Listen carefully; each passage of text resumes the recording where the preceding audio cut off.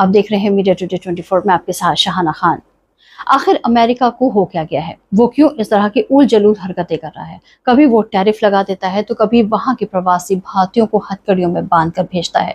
तो अब ये उसने एक नया शगुफा छोड़ा है, वन बिग ब्यूटीफुल बिल। नाम तो सुनने में ऐसा लग रहा है जैसे कि बहुत कुछ अच्छा करने जा रहे हैं, लेकिन अमेरिका अपनी फितरत से कभी बाज नहीं आने वाला है।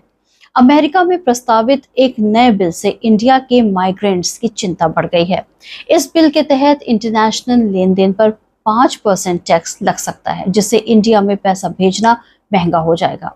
The one big beautiful bill भले ही अमेरिका के लिए खूबसूरत हो, लेकिन अमेरिका में रहने वाले माइग्रेंट्स के लिए ये बिल किसी सिरदर्द से कम नहीं है। अमेरिका में रह रहे भारतीयों और प्रवासी भारतीयों के लिए परेशान करने वाली खबर है। एक नए बिल के तहत अमेरिकी नागरिकों के अलावा बाकी सभी लोगों द्वारा किए जाने वाले इंटरनेशनल लेन देन पर 5% टैक्स लगाने का प्रस्ताव है। इससे अपने देश पैसा भेजना और भी महंगा हो जाएगा।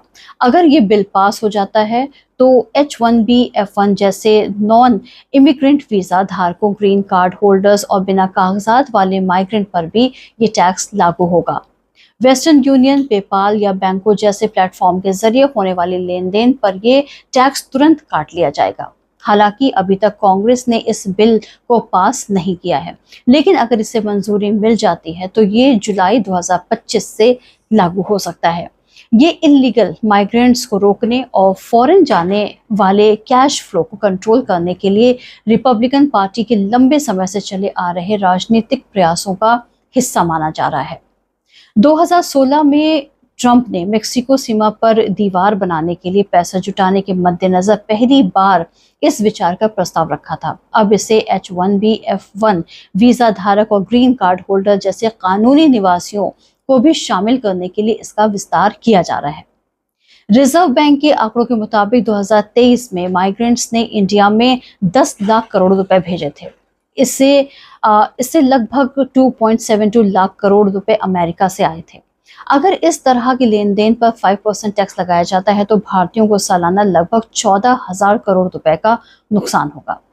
भारतीय विदेश मंत्रालय के मुताबिक लगभग 45 लाख प्रवासी भारतीय अमेरिका में रहते हैं। प्रवासी अपने परिवार के सदस्यों को आर्थिक मदद देने के लिए, खासकर शिक्षा, चिकित्सा और रोजमर्रा के घरेलू खर्चों के लिए पैसा भेजते हैं।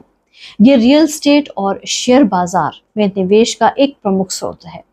अगर ये टैक्स लागू हो जाता है तो इस टैक्स की वजह से भारतीय परिवारों को सालाना लगभग 14,000 करोड़ रुपए का नुकसान होगा। शिक्षा, स्वास्थ्य सेवा और बुजुर्गों की देखभाल के लिए भेजे जाने वाले पैसे पर भी असर पड़ेगा। भारतीय रियल एस्टेट और शेयर बाजार में NRI निवेश कम होने की भी संभावना है। नए नियम के तहत घर बेचे जाने वाले प्रत्येक $1 लाख पर $5,000 टैक्स देना होगा।